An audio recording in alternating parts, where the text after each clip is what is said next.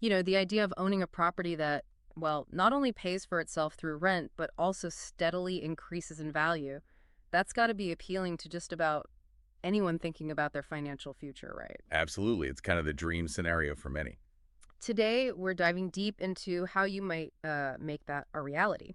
We're exploring the world of small multifamily investments, think duplexes, triplexes, and maybe fourplexes. Right? That 2 to 4 unit range. Exactly. And we've got a really interesting resource to unpack, a comprehensive guide to small multifamily investments by Cara Conde. Hmm. Okay. So our goal in this deep dive is to understand, why these kinds of properties could be a smart investment move, maybe for you, and why Indianapolis specifically is being talked about as a market with, well, serious potential. And the role of local expertise, I imagine. Definitely, how having the right local expert in your corner can make all the difference. And here's something that caught my eye right away from the guide. National multifamily building permits jumped by a significant 15% in 2024. Wow, 15%. That definitely suggests a lot of people are seeing the potential in this area. It certainly indicates a growing interest, yeah. So maybe let's start with the basics. Okay, so let's define what we mean by small multifamily properties. We're talking about buildings that contain between 2 and 4 separate living units. Right. A duplex has 2 units, often side by side or stacked. A triplex has 3, and a fourplex has 4, all within a single building structure. Okay. What's immediately advantageous here, compared to, say, a single-family home, is the potential for multiple income streams from just one property. Makes sense. One roof, multiple checks. Exactly. Yet it's on a scale that's generally more manageable and, frankly, more affordable to acquire than, like, a massive apartment complex. Right, not buying a whole tower block. No, definitely not. The guide provides a really clear illustration. Imagine a duplex, right? Each Yeah. of the 2 units, maybe they're 2-bedroom units, rents for $1,200 a month. Okay. So that's a total of $2,400 in monthly gross income from just that one property. Exactly. And, when you start to look at the potential returns, the numbers can be pretty eye-opening. The guide gives this compelling example. Consider a $300,000 fourplex. Okay, 4 units. 4 units. Each one brings in that $1,200 in rent we just mentioned. So $4,800 a month. That's $4,800 a month in gross income. Now, if you annualize that, it works out to an impressive 19% gross annual yield. And that's before you even factor in expenses, of course. 19% gross. That's substantial. Now, compare that to, say, a $300,000 single-family home. It might rent for maybe $1,800 a month, give or take. Yeah, sounds about right for that price point in many markets. That puts you at a yield of only about 7%. So the difference in potential income just on the gross level is huge. And if we connect this to broader investment principles, owning a multifamily property lets you benefit from what are known as economies of scale. Ah, right. Explain that a bit. Well, think about it this way. Instead of managing the upkeep of, say, 4 separate single-family homes spattered around. 4 roofs, 4 lawns. Exactly. With a fourplex, you have one roof, one foundation, potentially shared systems like plumbing or HVAC to maintain for multiple income-generating units. Maybe only one landscaping contract instead of 4. Gotcha. Lower per unit costs. Precisely. It can lead to greater efficiency and lower costs per unit. And the guide also rightly emphasizes the significant tax advantages. You can depreciate the value of the building itself over 27.5 years for residential rentals. That's a big one, depreciation. It really is. It can result in considerable annual deductions against your rental income. They use an example in the guide. A $250,000 property, the building portion, could potentially yield over $9,000 a year in depreciation write-offs. Wow. Plus, the interest you pay on your mortgage is also typically tax deductible. That further reduces your taxable income. Okay, so beyond the straight financial advantages, another compelling aspect the guide highlights is how these properties can offer greater security through risk mitigation and added flexibility. Yeah, the risk part is key. Having multiple units means if one tenant moves out, you're not totally sunk. You still have income coming in from the others. Right. The guide illustrates this well. If you have that fourplex and one unit is vacant, you're still operating at 75% occupancy. You're still getting rent from the other 3 units. That's a much, much better situation than the 100% vacancy you'd face if your single-family rental tenant leaves. Absolutely.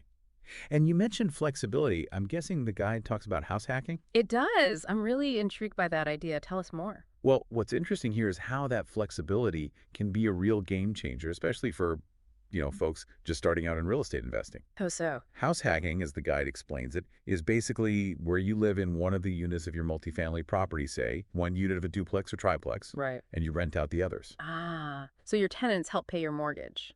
Exactly. This can significantly offset your own housing expenses, potentially even, eliminating them entirely in some cases, all while you're simultaneously building equity in the property. That sounds like a fantastic way to get started. It really is. It's a fantastic entry point for new investors to gain firsthand experience in property management, but on a, let's say, smaller, more manageable scale. Makes sense. Learning the ropes while living there. And even if you don't live in the property, these smaller multifamily units can serve as a really valuable stepping stone. Lets you learn the business before maybe moving on to larger, more complex investments down the line. It really does seem like these multifamily properties are positioned well, and the guide supports this with some interesting national trends. Apparently, rental demand across the country jumped by 8% in 2024. 8% is a solid jump. And it makes sense, doesn't it? Well, the guide suggests it seems largely driven by high home prices, making homeownership less accessible for many people, Right, affordability is a huge issue. coupled with maybe a growing preference for the flexibility that renting offers, less commitment, more mobility. Uh-huh. So this raises an important question. Hmm. How do these smaller multifamily properties specifically benefit from this surge in rental demand? Good question. Well, they directly address the need for more rental housing options, obviously. By providing these duplexes, triplexes, fourplexes, they add units to the market. Supply meeting demand. Exactly. And that means they can command consistent rental income for the owners. From an investment standpoint, as demand continues to rise and potentially pushes rents higher, Which it often does. these properties can act as a really valuable hedge against inflation, meaning the returns on your investment are more likely to keep pace with increasing costs over time. So yeah, on a national level, the outlook for this type of investment seems quite positive. Okay, so nationally, the picture looks promising, but the guide makes a really strong case for focusing on one particular market, Indianapolis. Ah, Indy. Oh, What makes Indy such an attractive place for these kinds of investments right now, according to the guide? well, if we connect this to the underlying economic factors, Hmm. Indianapolis apparently presents a really compelling scenario. The guide points to a robust and diverse economy. Like what sectors? It highlights significant employers in sectors like tech. They mentioned Salesforce having a big presence there, healthcare with IU Health being major, and logistics, with FedEx's hub. Okay, so stable jobs. Stable jobs, diverse industries. This kind of economic stability and growth often leads to job creation and consequently a demand for housing. And indeed, the guide notes Indianapolis added about 20,000 residents between 2020 and 2024. 20,000 people need places to live. Precisely. But what's particularly interesting, and maybe counterintuitive with that growth, is that housing affordability remains a key feature of the Indianapolis market, according to this guide. Really, even with population growth. Apparently so. The median home price in early 2025 is noted as being around $235,000. Now, this is a hypothetical figure in the guide, but it's used to make a point. Okay. They point out this is significantly lower, roughly 30% less, than a hypothetical national average median home price of $340,000 used in their comparison. Wow, that's a big difference. It is. And this combination of a growing population and relatively affordable housing creates a very favorable environment for rental properties. People moving in, needing places to live, and maybe renting is the more accessible option. That makes sense. The guide even drills down into specific neighborhoods within Indianapolis that investors should be paying attention to. Fountain Square, for instance. Oh yeah, Fountain Square's got a vibe. It's described as artsy, gentrifying, with rents reportedly climbing by a solid 10% each year. 10% annual rent growth is strong. It mentions you might find a duplex there for around $220,000, potentially generating about $1,400 in rent per unit. Okay, interesting numbers. What else? Then there's Broad Ripple, popular with young professionals, apparently. The average rent for a two-bedroom there is around $1,300, and fourplexes might start in the mid-$300,000. Right, Broad Ripple's always been a desirable area. So what's notable here is the variety of investment profiles, even within a single city like Indianapolis, right? Yeah, different strokes for different folks. Exactly. The guide also highlights the near north side. It mentions ongoing revitalization efforts and more accessible entry prices. Duplexes there might range from $150,000 to $200,000, Lower price point. lower price point. And it notes impressive 8% year-over-year growth in rental rates in that area. Then you have Irvington, known for its historic charm.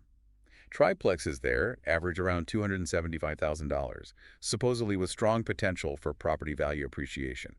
Historic districts can be good long-term plays. They often are. And even Garfield Park is mentioned as a more affordable option, maybe duplexes around $180,000, with a steady demand from families looking to rent. So really, a range of options depending on your budget and strategy. Precisely.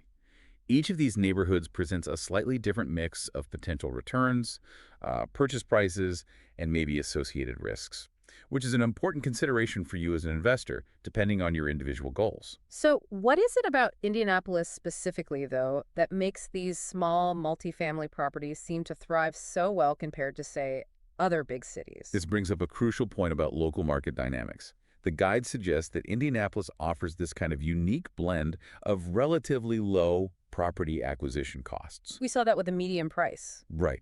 And the potential for strong rental yields.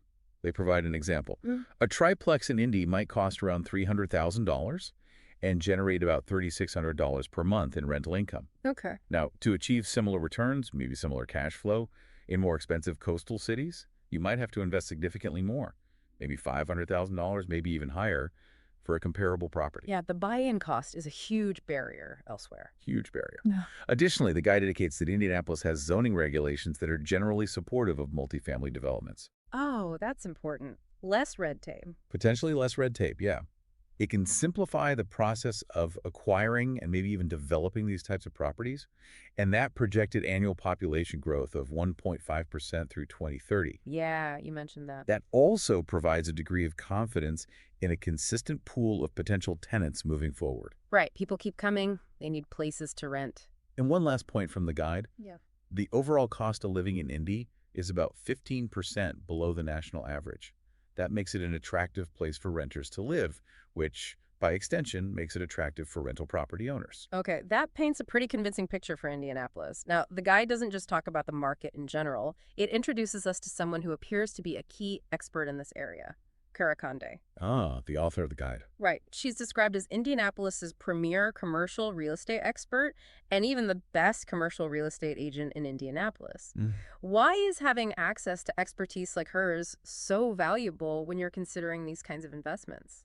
Well, if we think about navigating any specialized market, whether it's stocks or, real estate, having someone with deep local knowledge and specific expertise can be incredibly advantageous.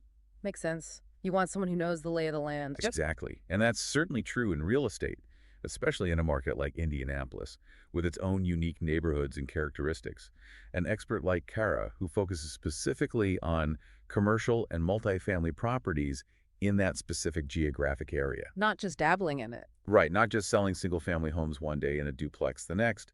Someone with that focus is likely to have insights into properties that might be undervalued or be aware of emerging trends in different neighborhoods before they become obvious. Like knowing which block is turning around. Precisely. And understanding the local regulatory environment, the zoning nuances we just talked about, in a way that someone without that dedicated focus might not. The guide really positions her as a professional who can help investors effectively navigate the Indianapolis market and identify opportunities that actually align with their specific investment goals. Okay, so let's delve a little more into who Cara Conde is, based on the guide. It mentions she brings over 20 years of experience. 20 years is a long time in real estate. Yeah, from top Indiana brokerages, SC Tucker and SVN Northern Commercial, and facilitated, hypothetically, over $50 million in sales. $50 million is a significant volume. Shows activity. She's also noted as a certified negotiation expert, CNE, and holds a luxury home marketing specialist designation. But crucially, her primary focus is on commercial and multifamily properties. Okay, so that combination is interesting. Extensive experience across different top firms, a solid sales volume that builds a significant understanding of market cycles, right? You'd think so. And negotiation tactics, building a broad professional network, all incredibly valuable for sourcing and closing deals. And that CNE designation, Certified Negotiation Expert. That's clearly a major potential benefit when it comes to advocating for her clients' interests and securing favorable terms, whether buying or selling. Right. getting the best deal possible. And while her expertise apparently extends to the luxury home market, that focus on commercial and multifamily really underscores her deep understanding of the specific asset class we're discussing today. The guide clearly aims to establish her as a leading authority in this niche within the Indianapolis real estate scene. The guide also points out some specific ways that Cara Conde leverages this expertise. It mentions her use of up-to-date technology, things like virtual tours, drone photography. Ah, the modern toolkit. Yeah, Yep. and targeted online marketing strategies. That sounds like a proactive approach to showcasing properties, doesn't it? Absolutely. That's a critical element in today's real estate market. You can't just stick a sign in the yard anymore. It's especially for investment properties. Well, Utilizing technology effectively can significantly enhance the visibility of a property and reach a much wider audience of potential buyers or even tenants. Virtual tours, for instance, let prospective buyers explore a property remotely, which saves everyone time and expands the initial pool of interested parties, maybe even attracting out-of-state investors. good point. And drone photography. Drone shots can offer those unique aerial perspectives, providing valuable context about the property's location, the neighborhood, proximity to amenities, Yeah, things you can't see from the street. true. And well-designed online campaigns ensure that marketing efforts are focused on reaching the most relevant demographic people actually looking for multifamily investments in Indianapolis, not just casual browsers. It suggests a forward-thinking and sophisticated approach to marketing and sales. And it's not just about the tech, right? The guide also highlights her strong negotiation skills again. It shares a specific instance, again, hypothetical in the guide for illustration, where she reportedly saved a client $25,000 on the purchase of a fourplex How did she do that? by thoroughly analyzing comparable sales data, apparently, using the data to justify a lower offer. Okay, see, that's where the CNE certification and experience come in. Negotiation is absolutely a cornerstone of any successful real estate transaction. It really is. And the ability to skillfully analyze market data, the comps, to support your client's position can directly translate into significant financial benefits, like a lower purchase price, or maybe better terms like seller concessions. That $25,000 saving example really underscores the concrete value an experienced and adept negotiator can bring. It's not just finding the property, it's securing it under the best possible conditions. Exactly. That's money directly back into the investor's pocket or improving their immediate equity position. There's also a mention of her client-focused approach, including a testimonial from someone named John D. Ah, the social proof. Yeah, he apparently purchased a duplex in that near North Side neighborhood back in 2023 with Cara's assistance. And the guide says it's now generating $1,500 per month in positive cash flow. $1,500 a month, positive cash flow on a duplex in your north side. Yeah. That's a solid outcome. It sounds like it. And that kind of real-world success story, even if anecdotal, can be very persuasive for someone considering a similar investment. Right? Oh, definitely. Real-life examples and testimonials are incredibly effective in demonstrating the practical outcomes of an agent's expertise. John D's experience, as presented, provides a tangible illustration of how guidance like Cara's could lead to a profitable investment with strong cash flow. It adds that layer of trust and credibility, showing potential investors what might be achievable by working with her. And the guide wraps up this section by noting her consistent recognition within the industry, placing her in the top 1% of Indianapolis agents, Top 1% is elite. and acknowledging her as the best commercial real estate agent in Indianapolis through, it says, local polls and peer recognition. Okay, so peer recognition is significant too. Yeah. That kind of consistent high standing within the local real estate community suggests a strong level of professionalism and, likely, a history of successful outcomes for her clients. Yeah, it's not just self-promotion, it's industry and community validation. Exactly. Industry accolades and recognition from peers often serve as pretty reliable indicators of an agent's reputation and track record. Consistently being ranked among the top performers suggests a high level of competence and client satisfaction.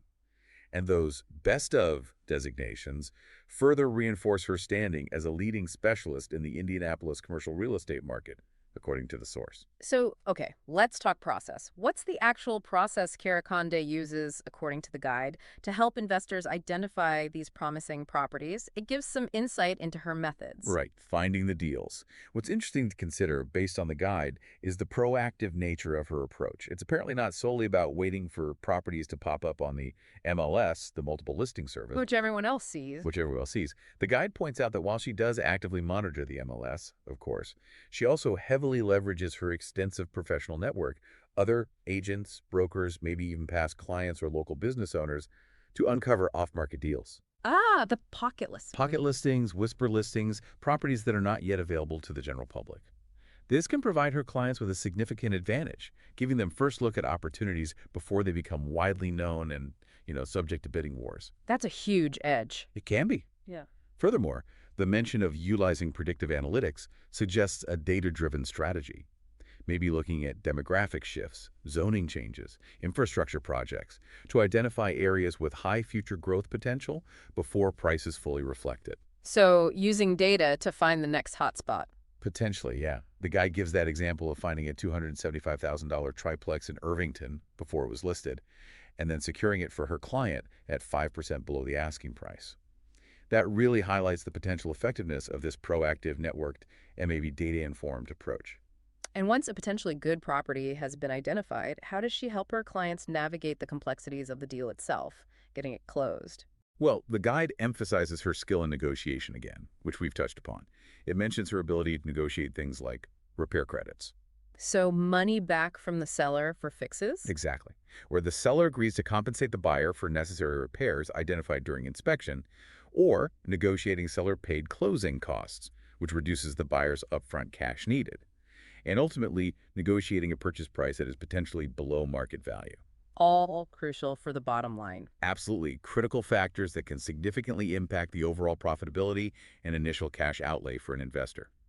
But beyond just the price, the guide also highlights her focus on thorough due diligence. The inspection phase. Right. Ensuring comprehensive inspections of essential systems, HVAC, plumbing, electrical, roof, foundation, plus a careful review of any existing tenant leases.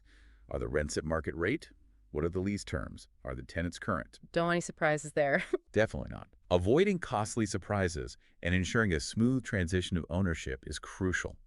This comprehensive approach to the deal process, as described, aims to protect her client's interests at every single stage. Okay, let's talk financing. Securing the loan is often a key hurdle, maybe the key hurdle for real estate investors. How does Cara Conde assist her clients with this crucial aspect, according to the guide? Yeah, financing is huge, and this is where having strong industry connections, specifically with lenders, can be particularly beneficial. The guide explains that Cara has apparently established relationships with a variety of lenders who specialize in financing multifamily properties. Not just any mortgage broker. Right. People who understand underwriting guidelines for investment properties, which can be different from owner-occupied homes. This includes familiarity with FHA loans, which, as the guide notes, can be very attractive for owner-occupants of 2 for 4 unit properties due to their typically lower down payment requirements, sometimes as low as 3.5%. So good for house hackers. Exactly. She also, of course, works with traditional lenders offering conventional mortgages, which usually require a larger down payment for investors, often 20–25%. Okay. And the guide mentions portfolio lenders. These are often smaller banks or credit unions who keep the loans on their own books, which sometimes allows for more customized or flexible loan terms, maybe for unique properties or investor situations. So multiple options. Multiple options. The fact that she apparently has this network of lenders who understand the specific nuances of financing multifamily deals can be a significant advantage for her clients, potentially helping them secure the right financing terms and navigate the paperwork more smoothly.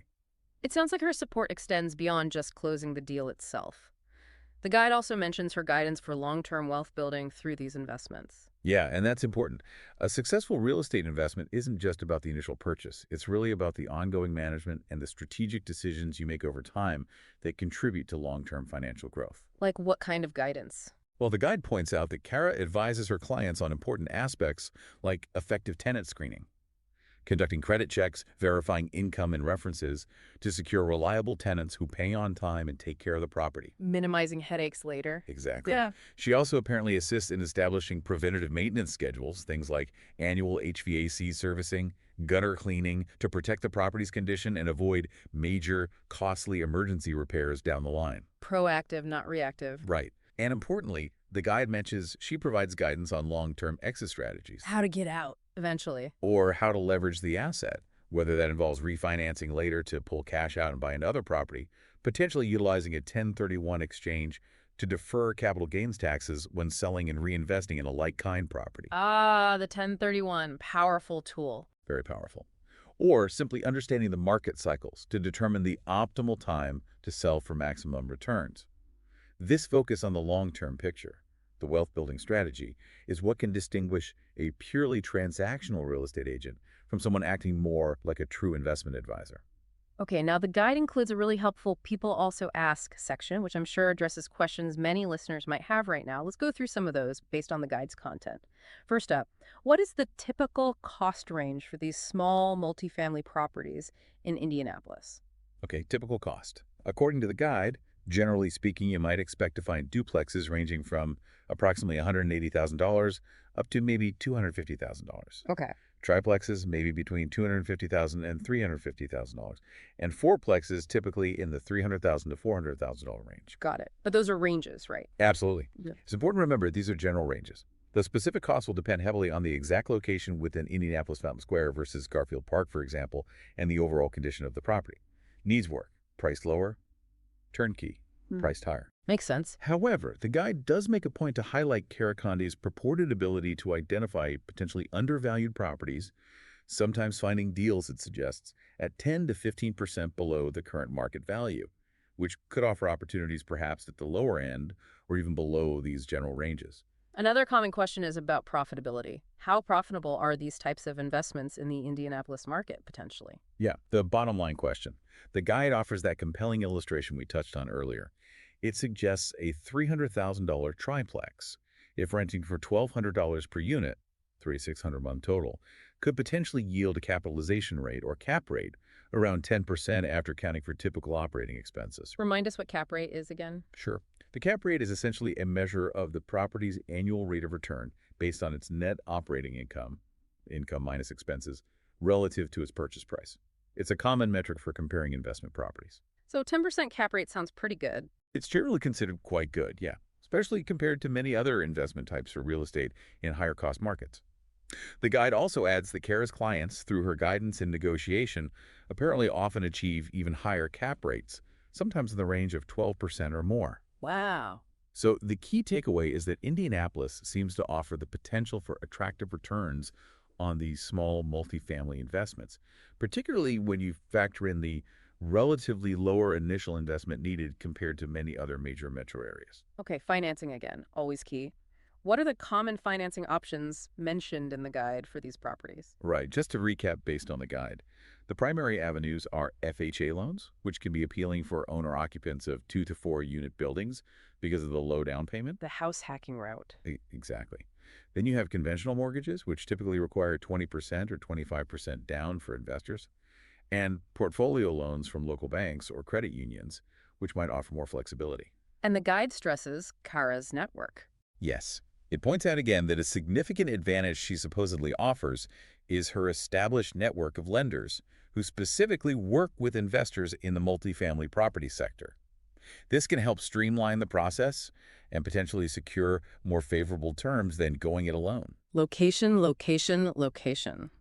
Which neighborhoods in Indianapolis does the guide suggest are currently offering the best potential return on investment? The guide highlights several Indy neighborhoods with potentially strong ROI. Fountain Square is noted again, but this time for its significant annual property value appreciation, estimated around 12%. Appreciation focus there. Seems like it. The near north side is mentioned again for its strong rental growth, pegged at 8% year over year. Broad Ripple is cited for its consistently high rental demand and higher average rents, making it attractive for cash flow. Cash flow focus there. Potentially. And Irvington gets another mention for offering potential long-term value upside due to its historic appeal and ongoing revitalization. So different areas offer different strengths. And the guide emphasizes Cara's knowledge here. Yes, it emphasizes that her in-depth, boots-on-the-ground understanding of the Indianapolis market allows her to help clients pinpoint these specific areas, or even specific blocks, that offer promising returns aligned with their particular investment strategy, whether it's cash flow, appreciation, or a balance of both. Evaluating a multifamily property deal can seem complex. What are some of the key financial metrics the guide says investors should be looking at? The guide points to 3 crucial metrics for evaluation. First, Cash flow, the actual money left in your pocket each month or year after paying all operating expenses and the mortgage. The most basic measure. The most basic and arguably most important for many buy and hold investors. Second, the cap rate, which we discussed, that unleveraged rate of return based on income versus price, good for comparing deals. Okay. And third, expense ratios. These compare the total operating expenses, taxes, insurance, maintenance, management, etc., to the gross rental income. Helps you understand how efficiently the property operates and if the expenses seem reasonable for the market. And Cara helps with this analysis. The guide mentions that Cara provides her clients with customized financial analysis spreadsheets to help them plug in the numbers and evaluate these key metrics, giving them a clear picture of a property's potential financial performance before they make an offer. Okay, important question. What about the downsides? What are some of the potential risks investors should be aware of when considering small multifamily properties, according to the guide? Right, it's not all sunshine and roses.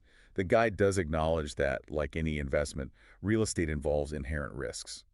These can include periods of tenant turnover, which lead to vacancies, and temporary loss of rental income. Vacancy hurts. It does. There's also the possibility of unexpected and sometimes large repair and maintenance expenses, a new roof, a failed furnace.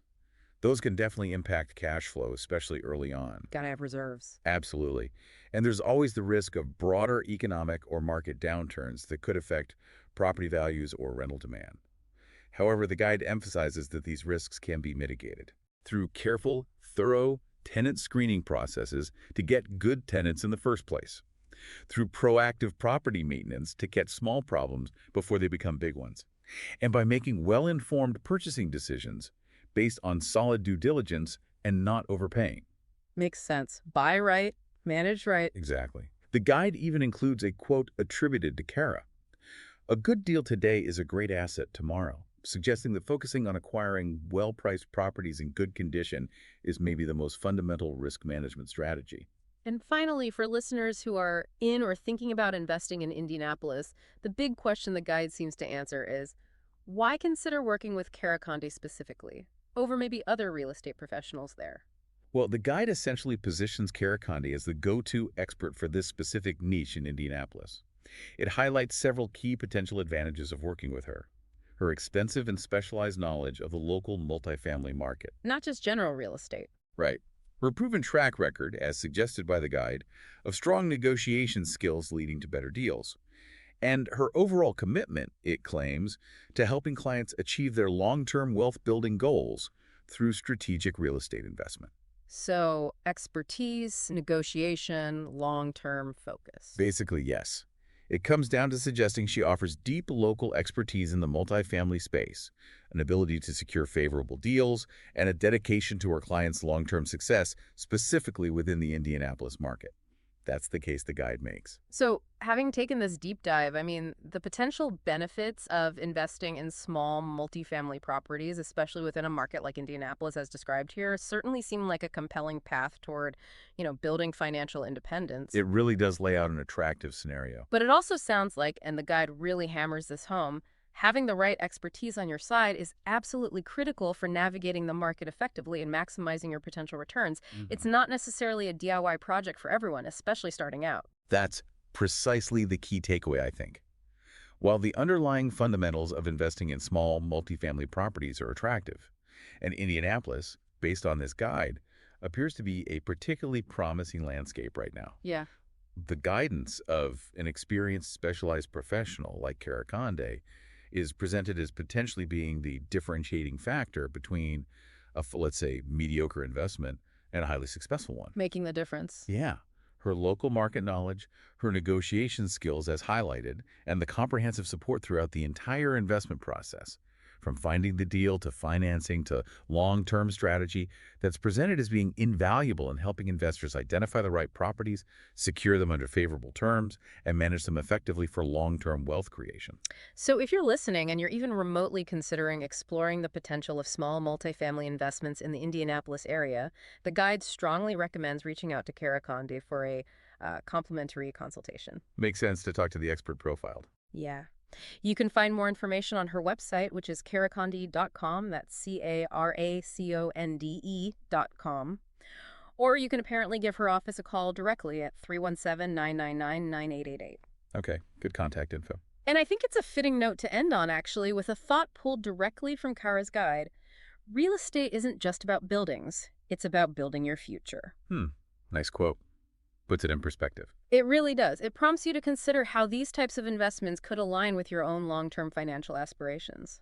And just a final note, the guide itself, the source material, also contains links to numerous related articles for those of you who want to delve even deeper into specific aspects of the Indianapolis real estate market. Definitely worth checking those out as well as this topic interests you.